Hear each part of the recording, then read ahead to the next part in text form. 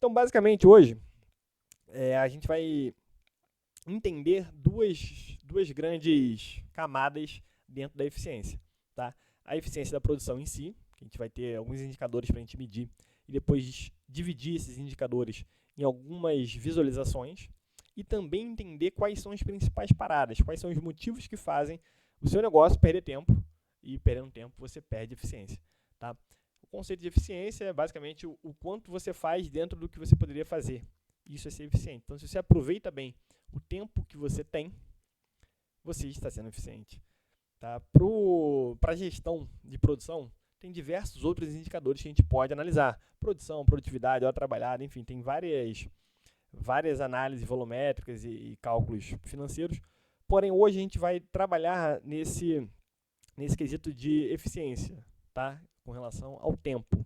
Isso que seria a eficiência. O quanto que você está trabalhando, o quanto que sua empresa está trabalhando dentro das horas que foram disponibilizadas para você poder trabalhar. Então, basicamente, isso é eficiência e entender as paradas. Esses são os dois grandes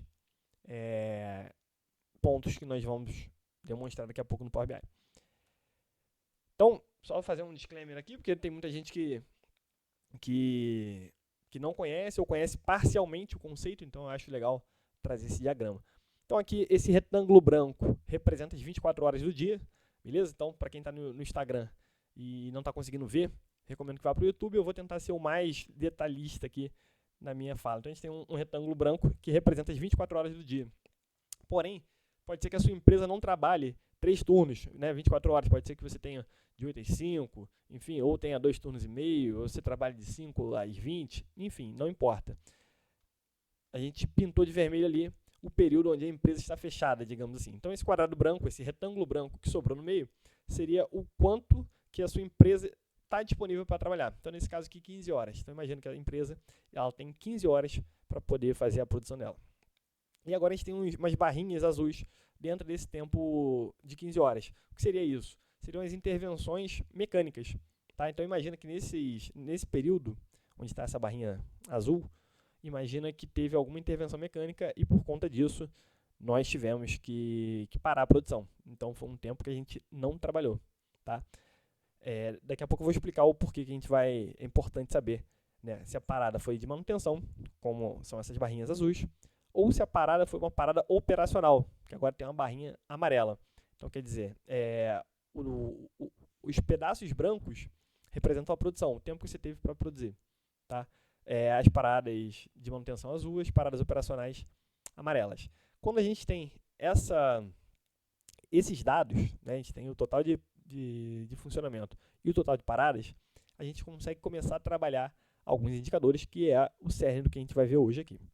Beleza? Nesse exemplo aqui de hoje, então imagina, a gente teve 14 horas ali para trabalhar, porque a empresa trabalha 15 horas, só que teve 1 hora de parada de manutenção. Então a gente teve 14 horas para trabalhar, de fato. E descontando as paradas operacionais, a gente trabalhou de fato 11 horas. Então 11 por 14, 78%. Então você teve uma eficiência operacional de 78%. Né? A sua equipe trabalhou 78% do tempo no qual ela pôde trabalhar. Tá? Uma outra forma de ver, um outro indicador importante é a disponibilidade mecânica. Tá? É o quanto que as suas máquinas puderam trabalhar. Então, dentro daquelas 15 horas que vocês tinham, que a empresa tinha, ela ficou 1 hora parada. Então, ela pôde trabalhar 14 horas. Então, sua disponibilidade mecânica foi de 93%. Tá? O que significa isso? Significa que 90% do tempo as suas máquinas puderam trabalhar. E a gente tem o que a gente chama aqui de taxa de utilização, que seria a multiplicação de um pelo outro, que é o quanto que você trabalhou. Você trabalhou 73% do tempo. Tá? Independente se a parada foi operacional ou mecânica, foi quase ali 3/4 do tempo que você teve para produzir.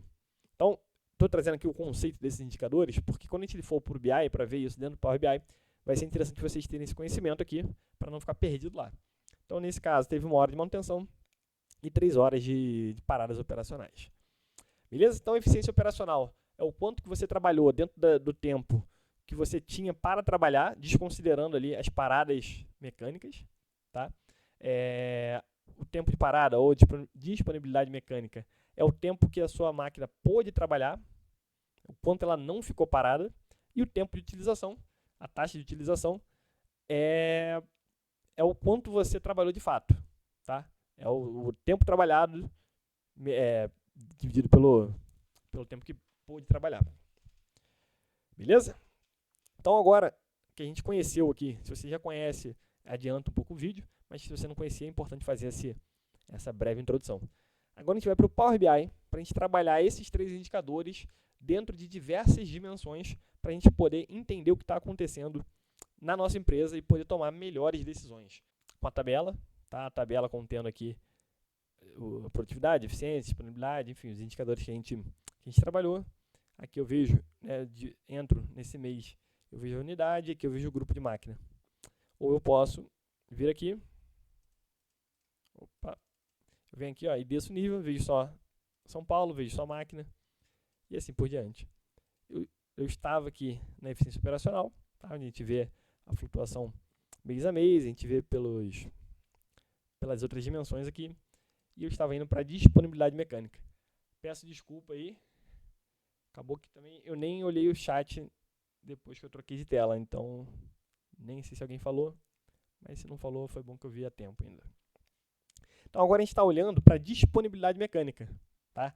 Quer dizer, o quanto que a minha máquina pôde trabalhar. Então aqui, o processo tipo 1, eu deixei, né, os meus mecânicos deixaram essa máquina 91% do tempo podendo trabalhar.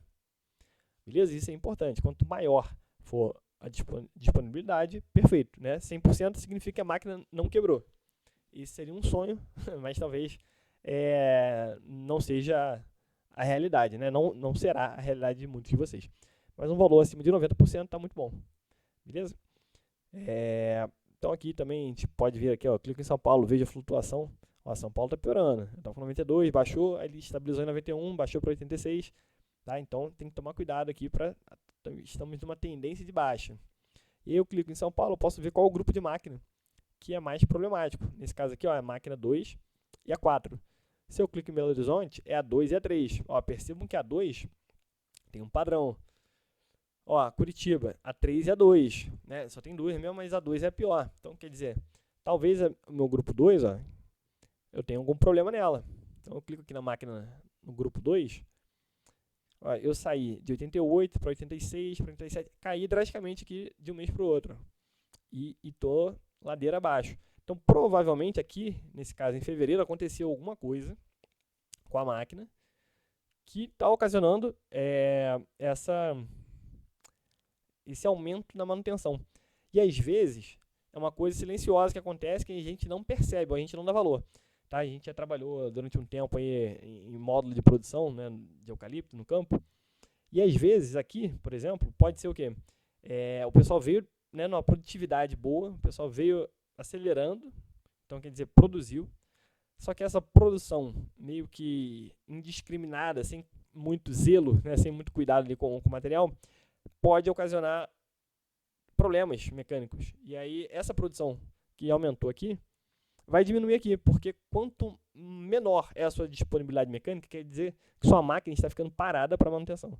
Máquina parada não produz. Então, às vezes, uma produção momentânea, tá, não vai refletir uma produção contínua. Por isso que é legal a gente ver a produção, a produtividade, enfim, a entrega de volume por tempo, tá, para a gente ter ali um acompanhamento. A máquina boa é a máquina que sempre produz, não é aquela máquina que um mês produz e o outro não produz, pelo motivo que for, nesse caso aqui, pela manutenção. Tá?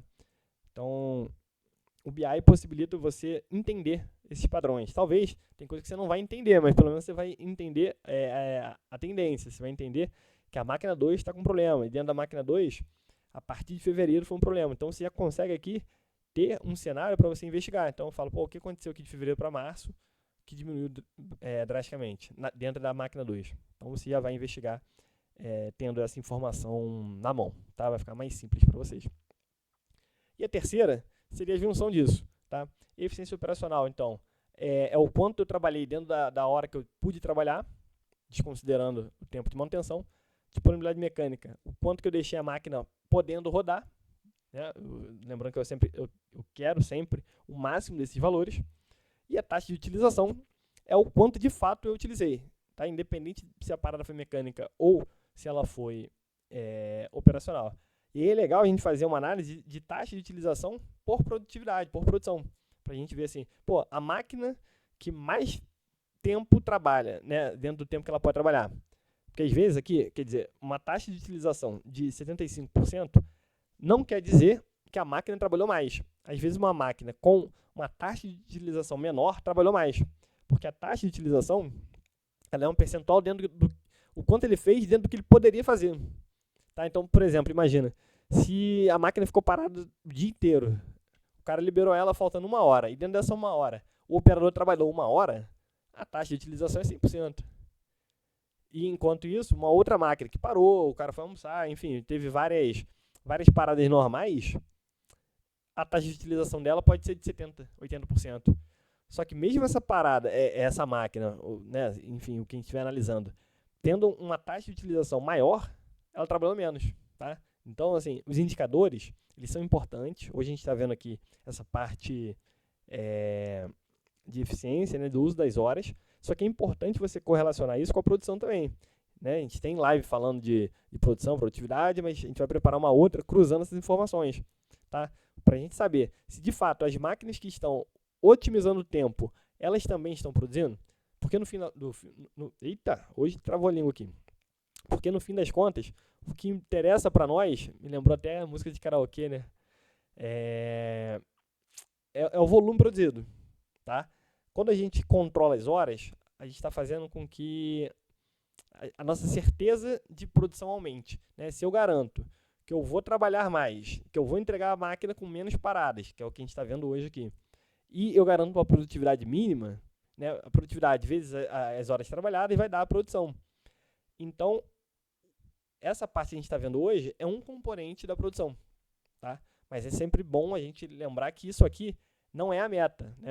A sua meta não é, eu quero ter uma taxa de utilização de 80%. Não, a meta, né, é vinculada à eficiência junto com a produção, com a produtividade. Não adianta ter eficiência aqui se você não tiver produtividade na outra ponta. E não adianta ter produtividade na outra ponta se você não aproveita os seus horários aqui. Então, se você tiver uma constância, né, ou se for médio bom em cada um dos dois, não adianta ser médio, mas se você for relativamente bom aqui e relativamente bom na entrega de produção, né, na produtividade, que é o quanto você faz por hora, você vai ter sucesso aí no seu negócio, tá? E aqui, nessa terceira tela, a gente tem uma segmentação. Eu gosto sempre de avaliar, olhando para esse gráfico aqui, porque esse gráfico ele me diz muito, ele é bem simples e entrega bastante valor para a gente. Então aqui, por exemplo, a gente tem a eficiência operacional, né? Então quanto mais à direita a gente está olhando aqui nesse caso as equipes, tá?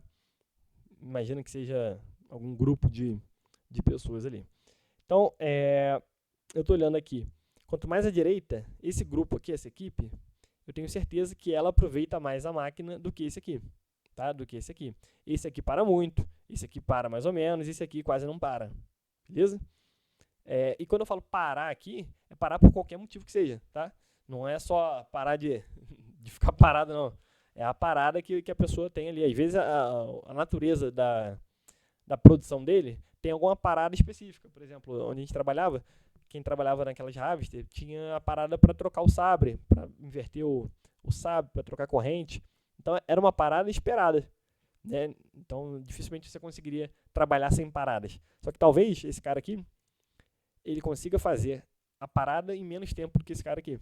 E às vezes falta uma habilidade técnica, tá? Às vezes é comportamental, pode ser que esse cara aqui, na hora da refeição dele, essa equipe aqui, tá dormindo mais do que ele poderia, e esse aqui não, né? Ou esse aqui tá estourando a hora da refeição dele, e esse aqui não, comportamento.